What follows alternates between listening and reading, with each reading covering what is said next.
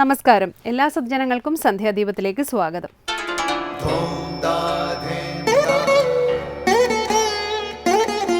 ശുഭം ഭവതു കല്യാണമായുസാരോഗ്യവർദ്ധനം സർവദുഃഖ വിനാശായ സന്ധ്യാദീപം നമോസ്തുതേ. നാമം ജപായനം പുണ്യം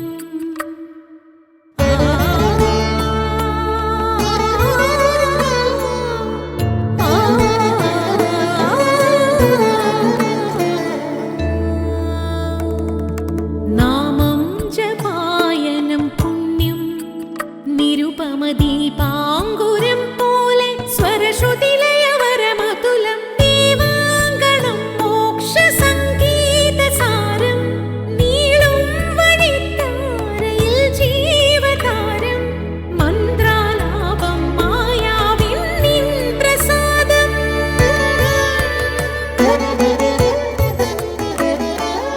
ഇരുൾ നീങ്ങിയുണരുന്ന തെളിനാളദീപം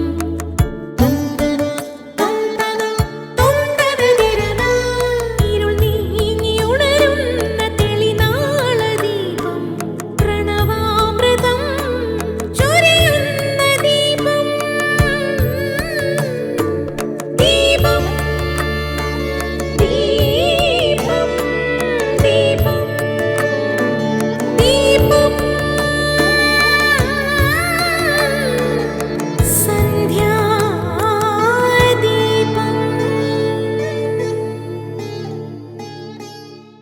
നിർമ്മലനാത്മജ്ഞാനത്തിൻ ഇവൻ പാത്രമത്രേ. നിർമ്മമൻ നിത്യബ്രഹ്മചാരികൾ മുമ്പനല്ലോ.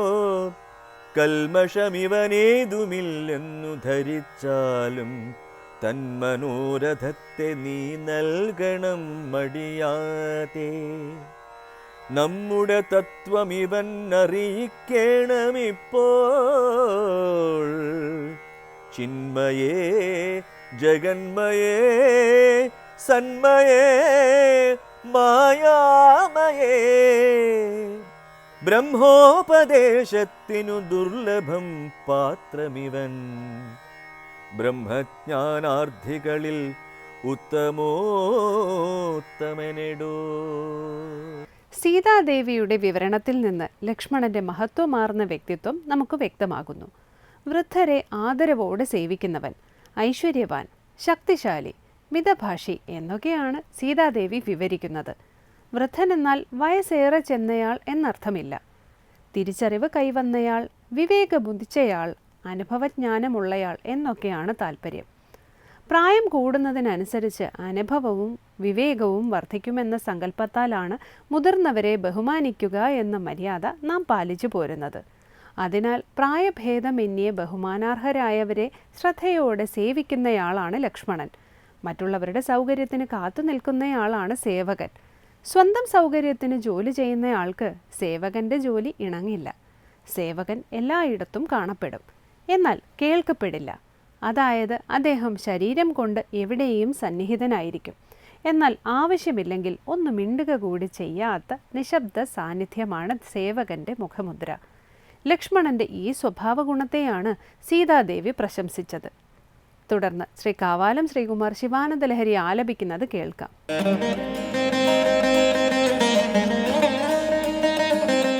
വിരിഞ്ചിർ ദീർഘായുർഭവതു ഭവതാ തത്പരശിര ചതുഷ്കം സംരക്ഷ്യം സഖലു ഭുവി ദൈന്യം ലിഖിതവാൻ വിചാര കോ വാ മാം വിശദ കൃപയാ പാതി ശിവത്തെ. കടാക്ഷ വ്യാപാരഃ സ്വയമപി ച ദീനാവനപരഃ. വിരിഞ്ചിർ ദീർഘായുർഭവതു ഭവതാ തത്പരശിര ചതുഷ്കം സംരക്ഷ്യം സഖലു ഭുവി ദൈന്യം ലിഖിതവാൻ विचार को वा मां विशदकृपया पाति शिवते कटाक्ष व्यापारः स्वयमपि च दीनावनपरः. അടുത്തതായി ശങ്കര സ്തോത്രാമൃതം. ഭഗവാൻ എന്നിൽ പ്രസന്നനാണ്. അതിനു കാരണങ്ങൾ രണ്ടാണ്. ഒന്നുകിൽ എൻ്റെ പുണ്യകർമ്മങ്ങളുടെ ഫലങ്ങളാണ് ഒരു കാരണം, അല്ലെങ്കിൽ അവിടുത്തെ കരുണയാണ്. പക്ഷേ പ്രസന്നനാണെങ്കിലും എനിക്ക് ഭഗവാന്റെ പാദപത്മങ്ങൾ വേണ്ടതുപോലെ ദർശിക്കാൻ കഴിയുന്നില്ല. അതിനൊരവസരമുണ്ടാക്കി തരണേ എന്ന് പ്രാർത്ഥിക്കുന്ന ശിവാനന്ദ ലഹരിയിലെ ശ്ലോകമാണ് ഇന്ന് ശങ്കര സ്തോത്രാമൃതത്തിൽ സ്വാമി ചിദാനന്ദപുരി വ്യാഖ്യാനിക്കുന്നത്.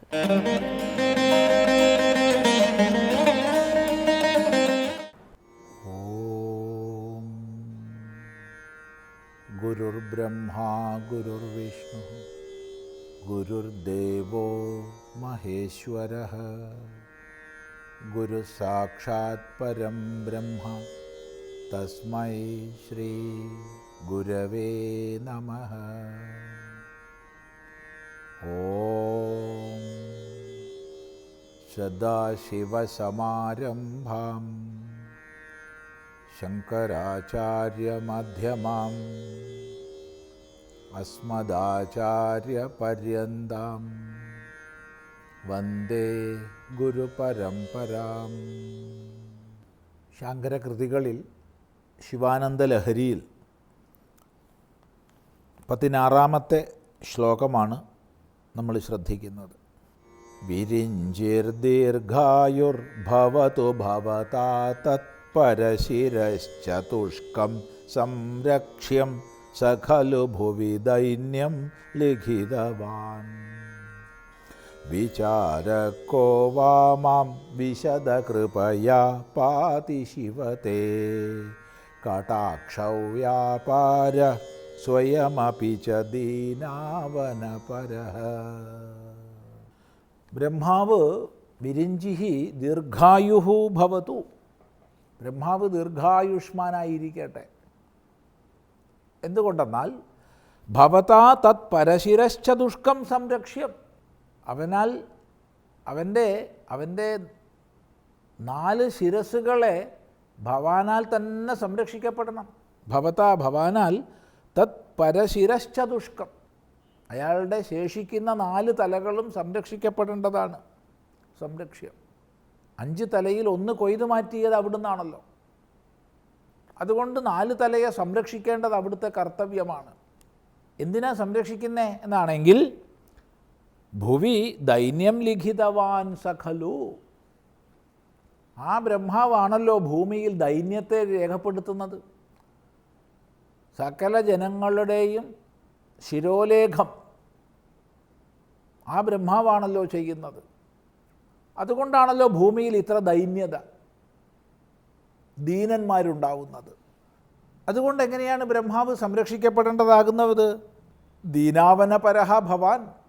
അങ്ങ് ദീനന്മാരെ രക്ഷിക്കുന്നവനാണല്ലോ. ദീനന്മാരെ രക്ഷിക്കുക എന്ന അവിടുത്തെ പണി നടക്കണമെങ്കിൽ ദീനന്മാരുണ്ടാവണമല്ലോ. അത് ബ്രഹ്മാവാ ചെയ്യുന്നത്. അതുകൊണ്ട് ബ്രഹ്മാവിനെ സംരക്ഷിക്കേണ്ടത് അങ്ങയുടെ കർത്തവ്യമാണ്. 2, ബ്രഹ്മാവിൻ്റെ ഒരു ശിരസ് നുള്ളിയത് അങ്ങാണ്. അതുകൊണ്ട് ബ്രഹ്മാവിനെ സംരക്ഷിക്കേണ്ടത് അങ്ങയുടെ കർത്തവ്യമാണ്. ഈ ബ്രഹ്മാവാണ് എനിക്കും ഈ ദൈന്യത്തെ മുഴുവൻ നൽകിയത്. എൻ്റെ ദൈന്യത്തെ ഇല്ലാതാക്കേണ്ടതും ഭവാന്റെ കർത്തവ്യമാണ്. അത് ഭവാൻ ചെയ്യുന്നുവല്ലോ എന്ന് പറയുകയാണ്. വിചാരക്കോവാ. എന്ത് വിചാരമാണ്? ഇവിടെ ഒരു വിചാരത്തിൻ്റെ ആവശ്യമില്ല. വിചാരത്തിൻ്റെ ആവശ്യമേ ഇവിടെ ഇല്ല. കാരണം മാം വിശദകൃപയാ ഹേ ശിവ പാതി. വിശദമായ അവിടുത്തെ കൃപ കൊണ്ട് അങ്ങ് എന്നെ രക്ഷിക്കുന്നുവല്ലോ. അങ്ങ് എന്നെ രക്ഷിക്കുന്നു എന്നുള്ളതിൽ സംശയമില്ല. അങ്ങയാൽ രക്ഷിക്കപ്പെട്ടിട്ടാണ് ഞാനിപ്പോൾ ഇരിക്കുന്നത്. സകല വ്യവഹാരങ്ങളും നടക്കുന്നത് അങ്ങയാൽ രക്ഷിക്കപ്പെട്ടിട്ടാണ്. അതുകൊണ്ട് അങ്ങ് എന്നെ രക്ഷിക്കുന്നു എന്നുള്ളതിൽ യാതൊരു സംശയവുമില്ല. പിന്നെ ഞാൻ എന്തിനാ വിചാരം ചെയ്യുന്നത്? രക്ഷിക്കണേന്ന് പ്രാർത്ഥിക്കുന്നത് എന്തിനാ? ഒന്നും ആവശ്യമില്ല. അങ്ങ് രക്ഷിക്കണേന്ന് പ്രാർത്ഥിക്കുന്നതോ അങ്ങ് രക്ഷിക്കണമേ എന്ന് വിചാരം ചെയ്യുന്നതോ ഒന്നും ആവശ്യമില്ലാത്തതാണ്. കാരണം അങ്ങ് എന്നെ രക്ഷിക്കുന്നു. വിശദകൃപയാ പാതി തേ കടാക്ഷവ്യാപാരഃ. എന്താണ് അങ്ങ് എന്നെ രക്ഷിക്കുന്നത്? തേ കടാക്ഷ വ്യാപാര, നിൻ്റെ കടാക്ഷ വ്യാപാരം. കടാക്ഷം കടക്കണ്ണോട്ടം. ഇപ്പോൾ കടക്കണ്ണോട്ടം എയ്യുക എന്ന വ്യാപാരം കൊണ്ട് അങ്ങ് എന്നെ രക്ഷിക്കുന്നു. അങ്ങയുടെ കടക്കണ്ണോട്ടം ഏൽക്കുന്നത് കൊണ്ട് തന്നെ ഞാൻ രക്ഷിക്കപ്പെടുന്നു. ഇതിൽ സംശയമില്ലാത്തതാണ്. എന്നിരിക്കെ ഞാൻ പ്രത്യേകിച്ച് വിചാരം ചെയ്യുന്നത് എന്തിനാണ്? എൻ്റെ ആവശ്യമില്ല. അങ്ങ് എന്നെ രക്ഷിക്കുക തന്നെ ചെയ്യുന്നു സദാ. ഈ ഒരു തിരിച്ചറിവിൻ്റെ ഭാവമാണ് ഈ ഒരു ശ്ലോകത്തിലുള്ളത്. അവിടെ മറ്റൊരർത്ഥമുള്ളത് ദീനാവനപരനാണ് അങ്ങ്, അതുകൊണ്ട് അങ്ങ് സ്വതവേ എന്നെ കടക്കണ്ണോട്ടം കൊണ്ട് രക്ഷിക്കുന്നു. മറ്റൊരർത്ഥം അങ്ങ് ദീനാവനപരനാണ്, ദീനന്മാരെ രക്ഷിക്കുക എന്നുള്ളത് പരമവ്രതമായി സ്വീകരിച്ചവനാണ്. ദീനന്മാരെ സൃഷ്ടിക്കുന്നതാകട്ടെ ബ്രഹ്മാവുമാണ്. അതുകൊണ്ട് ബ്രഹ്മാവ് അങ്ങയാൽ സംരക്ഷിക്കപ്പെടേണ്ടതാകുന്നു. ഇങ്ങനെ അനേക അർത്ഥങ്ങളാണ് ഈ ഒരു ശ്ലോകത്തിൽ ചേർത്തിട്ടുള്ളത്. തുടർന്ന് അടുത്ത ശ്ലോകം, ഫലാദ്വാ പുണ്യാനാം മയി കരുണയാ വാ ത്വയി വിഭോ പ്രസന്നേപി സ്വാമിൻ ഭവദമലപാദാബ്ജയുഗളം കഥം പശ്യേയം മാം സ്ഥഗയതി നമഃ സംഭ്രമജുഷാം നിലിംബാനാം ശ്രേണിർ നിജകനകമാണിക്യമകുടൈഃ ഫലാദ്വാ പുണ്യാനാം മയി കരുണയാ വാ ത്വയി വിഭോ പ്രസന്നേപി സ്വാമിൻ ഭവദമലപാദാബ്ജയുഗളം കഥം പശ്യേയം മാം സ്ഥഗയതി നമഃ സംഭ്രമജുഷാം നിലിംബാനാം ശ്രേണിർ നിജകനകമാണിക്യമകുടൈഃ പുണ്യാനാം ഫലാദ്വാ, പുണ്യങ്ങളുടെ ഫലം കൊണ്ടാവാം ഒന്നുകിൽ, അല്ലെങ്കിൽ കരുണയാവാം, അങ്ങയുടെ കാരുണ്യം കൊണ്ടാവാം. രണ്ടുകൊണ്ടായാലും വിരോധമില്ല. ത്വയി പ്രസന്നേ സ്വാമിൻ, നീ എന്നിൽ പ്രസന്നനാണ്. ഇപ്പം ഭഗവാൻ എന്നിൽ പ്രസന്നനാണ്, അതിലെനിക്ക് സംശയമില്ല. അപ്പം ഭഗവാൻ എന്നിൽ പ്രസന്നനാണ് എന്നുള്ളതിന് എന്താണ് കാരണം? രണ്ട് കാരണങ്ങളാണ്. ഒന്നുകിൽ എൻ്റെ പുണ്യഫലങ്ങളുടെ ഫലമാണ്, പുണ്യകർമ്മങ്ങളുടെ ഫലമാണ്, അല്ലെങ്കിൽ അവിടുത്തെ കരുണയാണ്. കാരണം എന്തായാലും കൊള്ളാം, അങ്ങ് എന്നിൽ പ്രസന്നനാണെന്ന് ഞാൻ അറിയുന്നു. പക്ഷേ പ്രസന്നനാണെങ്കിലും എനിക്ക് അങ്ങയുടെ പാദപത്മങ്ങളെ വേണ്ടതുപോലെ കാണാൻ സാധിക്കുന്നില്ല. അതിനുള്ളൊരു അവസരം ഉണ്ടാക്കണേ എന്ന് പ്രാർത്ഥിക്കുകയാണ്. എന്തുകൊണ്ട് സാധിക്കുന്നില്ല? അത് അടുത്ത ശ്ലോകത്തിൽ അടുത്ത സന്ദർഭത്തിൽ നമുക്ക് ചിന്തിക്കാം.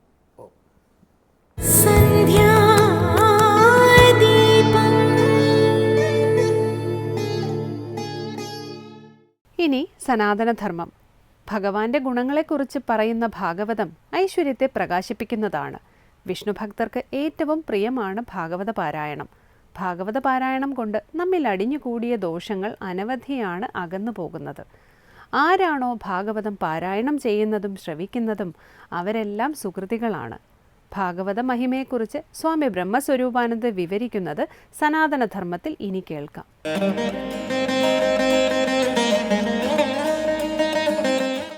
ഓം നമോ ഭഗവതേ വാസുദേവായ.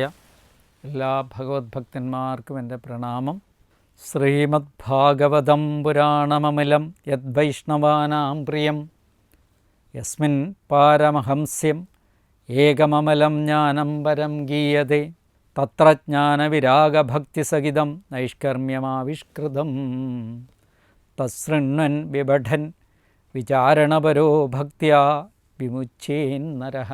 അമലം, ദോഷത്തെ നിവർത്തിപ്പിക്കുന്നതും, ശ്രീമത്, ഐശ്വര്യത്തെ പ്രകാശിപ്പിക്കുന്നതും, ഐശ്വര്യത്തെ ഉണ്ടാക്കുന്നു. ദോഷത്തെ നിവർത്തിക്കുന്നത് ഐശ്വര്യത്തെ ഉണ്ടാക്കുന്നതായിരിക്കുന്ന ഭാഗവതം. ഭഗവാന്റെ ഗുണങ്ങളെ പ്രതിദാനം ചെയ്യുന്ന പുരാണം. ഏത് പുരാണം യാതൊന്നോ തത് അത് വൈഷ്ണവാനാം പ്രിയം, വിഷ്ണു ഭക്തന്മാർക്ക് അത് പ്രിയമാകുന്നു. ഐശ്വര്യത്തെ പ്രകാശിപ്പിക്കുന്നത്, ഐശ്വര്യമാണല്ലോ എല്ലാവർക്കും വേണ്ടത്. ആ ഐശ്വര്യം തേടിയുള്ള യാത്രയാണ് നമ്മൾ ഓരോരുത്തരും. ആ ഐശ്വര്യത്തെ പ്രകാശിപ്പിക്കുന്ന ഏതാ? ഭാഗവതം. ഭഗവാന്റെ ഗുണങ്ങളെ പ്രതിപാദിക്കുന്നതായിരിക്കുന്ന പുരാണമായിരിക്കുന്ന ഭാഗവതമാണ്. അപ്പം ഭാഗവതം എന്താ? ഐശ്വര്യത്തെ പ്രദാനം ചെയ്യുന്നതാണ്. പിന്നെ അത് ആർക്ക് പ്രിയമായിരിക്കും? ഐശ്വര്യപൂർണമായിരിക്കുന്നത് കൊണ്ട് തന്നെ വിഷ്ണു ഭക്തന്മാർക്കെല്ലാം ഇത് ഏറ്റവും പ്രിയമാണ്. വിഷ്ണു ഭക്തന്മാർക്ക് ഭാഗവത ഒഴികെ വേറെ നിരന്തരമായിട്ട് ഭാഗവത പാരായണം ചെയ്യുന്നവരായിരിക്കും വിഷ്ണു ഭക്തന്മാർ. എത്രയധികം ദോഷങ്ങളാണ് നമ്മളിൽ നിന്ന് ഈ പാരായണം കൊണ്ടുപോകുന്നത്. എന്തെല്ലാം അറിവുകളും നമുക്ക് നേടാൻ പറ്റും.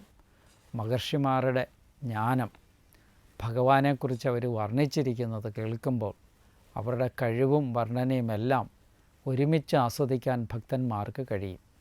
ഭാഗവതമാകുന്ന താമര ഇങ്ങനെ വിടർന്നു നിൽക്കുമ്പോൾ ഭക്തന്മാരാകുന്ന വണ്ടുകൾ അവിടെ വന്നിരുന്ന് അതിൻ്റെ രസത്തെ ഇങ്ങനെ പാനം ചെയ്തുകൊണ്ടേ ഇരിക്കണം. ആ രസാമൃത പാനത്തിലാണ് നിങ്ങൾ ആനന്ദം കണ്ടെത്തുന്നത്. അങ്ങനെയുള്ളവരാണ് എന്ത്? വിഷ്ണു ഭക്തന്മാരെന്ന് പറയുന്നത്. അവർക്ക് വൈഷ്ണവാനാം പ്രിയം, അതിപ്രിയമായിരിക്കുന്ന ഏത്? ഈ ഭാഗവത രസായനം എന്ന് പറയുന്നത്. യസ്മിൻ യാതൊന്നിൽ പാരമഹംസ്യം പരമഹംസന്മാരാൽ പ്രാപിക്കപ്പെടുവാനുള്ള യോഗ്യതയോടുകൂടിയിരിക്കുന്നതും യോഗ്യവും ഏകം അദ്വിതീയവും അമലം വിശുദ്ധവുമായിരിക്കുന്ന വിഷയസംബന്ധമൊന്നും ഇല്ലാതായിരിക്കുന്നതുമായ പരംജ്ഞാനം, പരമോത്കൃഷ്ടമായിരിക്കുന്ന ബ്രഹ്മജ്ഞാനം, ബ്രഹ്മസ്വരൂപമായിരിക്കുന്ന ജ്ഞാനം ഗീയതേ ഗാനം ചെയ്യപ്പെടുന്നുവോ തത്ര അതിൽ ജ്ഞാനവിരാഗഭക്തിസഹിതം, ജ്ഞാനവിരാഗമായിരിക്കുന്ന ഭക്തിയോടുകൂടിയിരിക്കുന്ന, ജ്ഞാനവിരാഗഭക്തി യുക്തമായിരിക്കുന്ന നൈഷ്കർമ്മ്യം കർമ്മവിരക്തി ആവിഷ്കൃതം പ്രകാശിപ്പിക്കപ്പെട്ടിരിക്കുന്നു. ഇവിടെ ആരാണോ ഇത് പ്രാർത്ഥിക്കപ്പെടുന്നത്, ആരാണോ എവിടേക്കാണോ ഇത് ഗാനം ചെയ്യപ്പെടുന്നത്, എവിടേക്കാണോ ഈ ഭാഗവതം കീർത്തിക്കപ്പെടുന്നത്, അവിടെയെല്ലാം കർമ്മവിരക്തി പ്രകാശിപ്പിക്കപ്പെട്ടിരിക്കുന്നു. അതിനെ ശൃണ്ണൻ ശ്രവിക്കുന്നവനും വിപഠൻ ശ്രദ്ധയാ പഠിക്കുന്നവനും വിചാരതൽപരനുമായ നരഹ മനുഷ്യൻ ഭക്തി നിമിത്തം വിമുച്ചതയെ വിമുക്തനാവും. അങ്ങനെയുള്ള ഒരു മനുഷ്യന് ഭക്തി കൊണ്ട് മാത്രം അവനെന്ത് ചെയ്യും? മോചിക്കപ്പെടും. എവിടെയാണോ ഇത് പാരായണം ചെയ്യുന്നത്, ആരാണോ ഇത് കേൾക്കുന്നത്, ആരാണോ ഇത് പഠിക്കുന്നത്, അവരെല്ലാം സുഹൃതികളാണ്. അവർക്കെല്ലാം ദുഷ്കൃതങ്ങളൊന്നും ഉണ്ടാകില്ല. അവരുടെ മനസ്സെപ്പോഴും ശാന്തമായിരിക്കും. അവരെപ്പോഴും ഭഗവത് ഭക്തന്മാരായിരിക്കും. അവരെപ്പോഴും ഭഗവത് ഭക്തന്മാർ മറ്റുള്ളവർക്കും കൂടെ ശാന്തിയെ നൽകും. സ്വയം ശാന്തചിത്തരായി വാഴുകയും ചെയ്യും. പലപ്പോഴും നമ്മൾ കാണുന്നത് പലരും അശാന്തരാണ്. ശാന്തി ജ്ഞാനത്തിലൂടെ ശാന്തി കൈവരിക്കാൻ പറ്റില്ല. ഭഗവത് പാതാരവിന്ദങ്ങളെ വിസ്മരിക്കാതിരിക്കുമ്പോൾ മാത്രമേ ശാന്തി കെടാണ്ടിരിക്കുകയുള്ളൂ. എപ്പോഴും നമ്മളുടെ മനസ്സ് ശാന്തമാക്കി വയ്ക്കണമെങ്കിൽ അതിനെന്ത് വേണം? നിശ്ചയദാർഢ്യത്തോടു കൂടിയ ഉപാസന ആവശ്യമാണ്.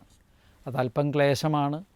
നേരത്തെ എഴുന്നേറ്റ് കുളിച്ച് ശുദ്ധിയായിരുന്ന് ഭഗവത് നാമങ്ങൾ ചൊല്ലുകയും ഭഗവത് ഭജനം ചെയ്യുകയും ചെയ്യുന്ന ഒരു ദിനചര്യാക്രമം ഒരു മനുഷ്യൻ വാർത്തെടുക്കുകയാണെങ്കിൽ ഉറപ്പായിട്ടും നമുക്ക് പറയാം അവനെന്തായിരിക്കും? ഭഗവത് അനുഗ്രഹം ഉണ്ടാകും, മനസ്സമാധാനവും ശാന്തിയും അവനുണ്ടാകും.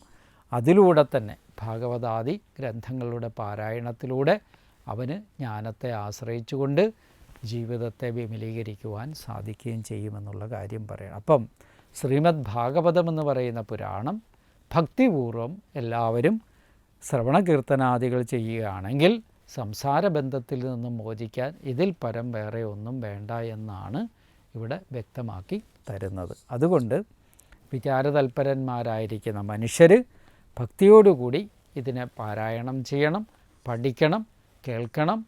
മറ്റുള്ളവർ അത് മറ്റുള്ളവർക്കായിട്ട് കേൾക്കുന്നവർ മറ്റുള്ളവർക്കായിട്ട് പറഞ്ഞു കൊടുക്കുവാനും ശ്രമിക്കണമെന്ന് ഭാഗവതം പറയുന്നു. അപ്പം എല്ലാ മനുഷ്യരുടെ ഉള്ളിൽ ഐശ്വര്യത്തെ ഉണ്ടാക്കുന്ന ഈ ഭാഗവതത്തെ ശ്രവിക്കുക. ഈ അദ്വിതീയമായിരിക്കുന്ന വിശുദ്ധമായിരിക്കുന്ന പരബ്രഹ്മത്തെ പ്രതിപാദിക്കുന്ന ഈ ഭാഗവതത്തെ ശ്രവിക്കുക. ഭഗവാന്റെ അനുഗ്രഹം നിറഞ്ഞു നിൽക്കുന്ന ഭാഗവതത്തെ ശ്രവിക്കുക. ഭാഗവതം അത് ശ്രവിക്കുകയും പഠിക്കുകയും പ്രചരിപ്പിക്കുകയും ചെയ്യുന്നത് ധർമ്മമാക്കി മാറ്റുന്ന വിഷ്ണു ഭക്തന്മാർ വർദ്ധിക്കട്ടെ. അവരുടെ ധർമ്മം ശാന്തിയും അതുപോലെ തന്നെ മറ്റുള്ളവർക്ക് ശാന്തിയും പ്രദാനം ചെയ്യുന്നതായി തീരട്ടെ എന്ന് പ്രാർത്ഥിക്കുന്നു. നമസ്കാരം.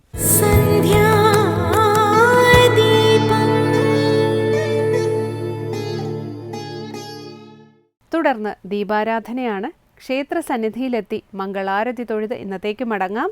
എല്ലാവർക്കും നമസ്കാരം.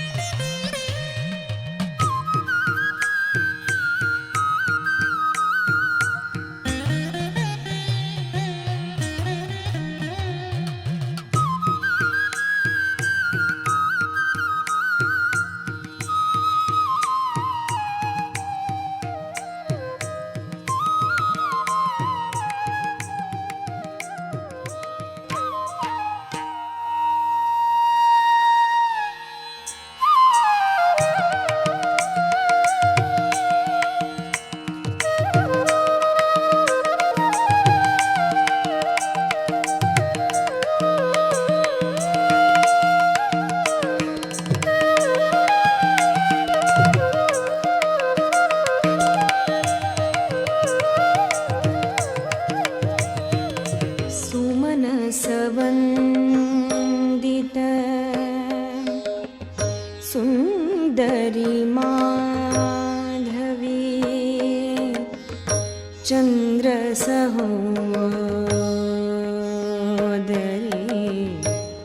हेममयी मुनिगणमण्डिता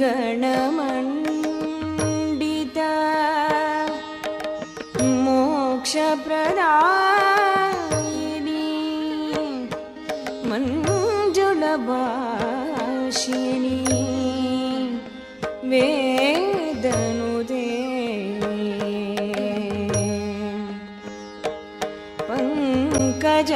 पङ्कजवासिनी देवसुपूजिता सगुणवर्षिणी शान्तियुते जय जय हे मधुसूदनकामिनी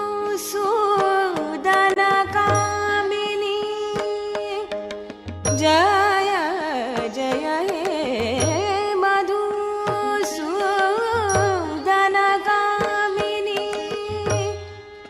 आदिलक्ष्मी